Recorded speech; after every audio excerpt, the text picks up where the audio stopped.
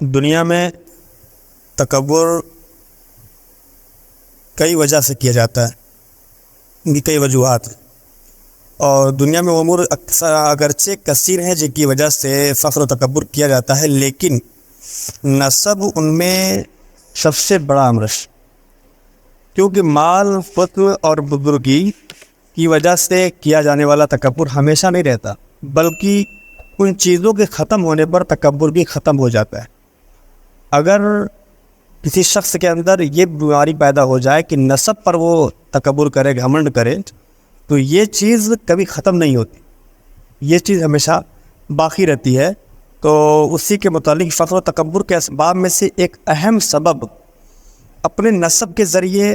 دوسروں پر تکبر کرنا ہے۔ انسان کہتا ہے کہ میں بڑے خاندان کا ہوں، میری بڑی برادری، تو دوسروں پر تکبر وہ ظاہر کرتا ہے۔ اس کے بارے میں امام محمد غزالی رحمۃ اللہ علیہ فرماتے ہیں کہ جس آدمی کا نسب اچھا ہو وہ دوسرے نسب والوں کو حقیر جانتا ہے، اور بعض لوگ حسب و نسب کے ذریعے اس طرح تکبر کرتے ہیں کہ گویا دوسرے لوگ ان کی ملکیت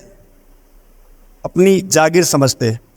چھوٹی برادری کے لوگوں کو بظاہر جو چھوٹی برادری معاشرے میں جس کو چھوٹا مان لیا گیا ہو، اس کو یہ لوگ اپنی جاگیر سمجھنے لگتے ہیں اور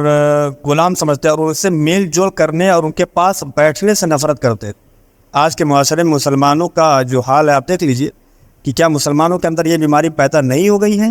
کہ بڑی برادری والا چھوٹی برادری جو بظاہر لفظ دیا گیا ہے، ان کے پاس بیٹھنے سے، ان کے پاس جانے سے، ان کے پاس ان کو سلام کرنے سے، ان سے دوستی کرنے سے یہ جو ہے اس کو حقیر جانتا ہے، اس رشتے کو۔ تو اور اس کا نتیجہ اس کی زبان پر یوں آتا ہے کہ تکبر کہتے ہوئے دوسروں کو گھٹیا قسم کے الفاظ سے پکارتے ہوئے کہتا ہے کہ تم کون ہو، تمہارا باپ کون ہے، میں فلاں کا بیٹا ہوں، تمہیں مجھ سے بات کرنے یا میری طرف دیکھنے کا کیا حق ہے، کہتا ہے کہ تمہاری کیا اوقات ہے میرے سامنے۔ تو مجھ جیسے لوگوں سے بات کرتا ہے اور مجھ سے اس قسم کی گفتگو کرتا ہے۔ یہ ایک پوشیدہ ایسی رگ ہے کہ کوئی بھی نسب والا اس سے خالی نہیں ہوتا، اگرچہ وہ نیک اور بعمل، لیکن بعض اوقات حالت اعتدال پر ہونے کی صورت میں کیا ہوتا ہے، یہ بات ظاہر نہیں ہوتی۔ نیک ہوتا ہے، بعمل ہوتا ہے، متقی ہوتا ہے، تو یہ بات ظاہر نہیں ہوتی، اور جب غصہ اس پر غالب ہوتا ہے تو وہ اس کے نور بصیرت کو بجھا دیتا ہے، پھر وہ چیز ختم ہو جاتی ہے، پھر وہ اپنی اصلی اوقات اور اصلی حیثیت پہ آتا ہے، اور اس قسم کی گفتگو اور اس کی زبان پر جاری ہو جاتی ہے۔ تو یاد رکھیے کہ یہ جو چیز ہے نا، حسب و نسب پر فخر کرنا اور اس میں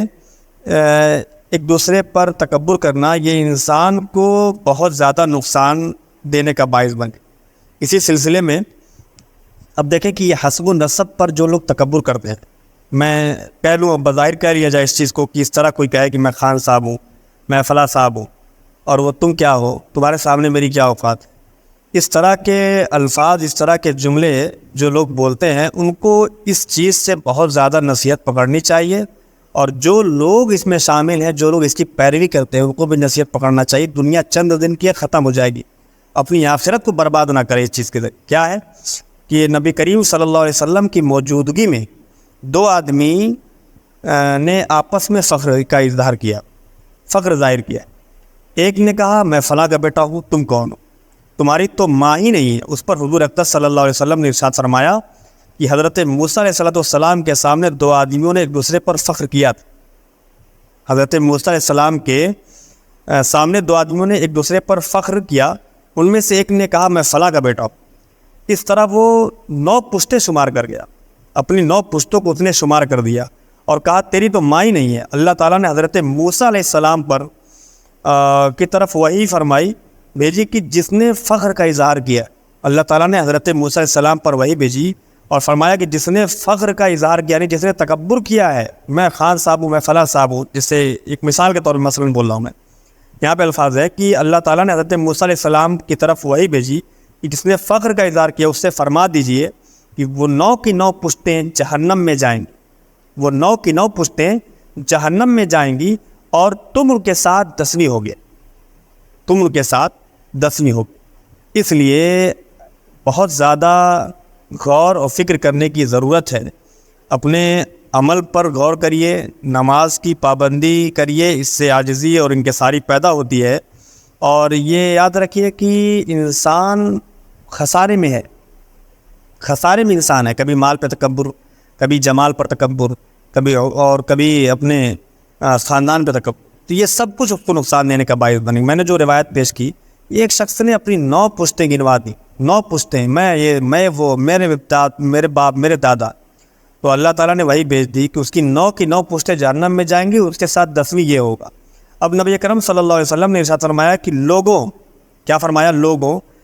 اپنے آباء و اجداد پر فخر کرنا چھوڑ دینا چاہیے۔ لوگوں کو اپنے آباء و اجداد پر فخر کرنا چھوڑ دینا چاہیے۔ کون کہہ رہا ہے یہ نبی اکرم صلی اللہ علیہ وسلم ارشاد فرما رہے ہیں کہ لوگوں کو اپنے آباء و اجداد پر فخر کرنا چھوڑ دینا چاہیے۔ وہ جہنم میں کوئلہ بن گئے یا وہ اللہ تعالیٰ کے نزدیک ان کیڑوں سے بھی زیادہ ذلیل ہیں جو اپنے ناک سے گندگی کو دھکیلتے ہیں، اپنے ناک سے گندگی کو دھکیلتے ہیں۔ کیا مثال دی ہمارے حضور نے! آج آپ دیکھ لیں وہ کیڑوں مکوڑوں کو جو گندگی کو دھکیل کر، کیا گندگی دھکیلتے ہیں؟ انسانوں کی وہ گندگی جو انسان کھانا کھانے کے بعد 6 گھنٹہ 8 گھنٹے کے بعد جو باتھ روم کرتا ہے، جاتا ہے، اس گندگی کو وہ کیڑے مکوڑے دھکیلتے ہیں۔ حضور کہہ رہے ہیں کہ لوگوں کو اپنے آباء و اجداد پر فخر کرنا چھوڑ دینا چاہیے۔ وہ جہنم میں کوئلہ بن گئے یا وہ اللہ تعالیٰ کے نزدیک ان کیڑوں سے بھی زیادہ ذلیل ہیں جو اپنے ناک سے گندگی کو دھکیلتے ہیں۔ اللہ تعالیٰ ہمیں اس باطنی بیماری سے محفوظ فرمائے۔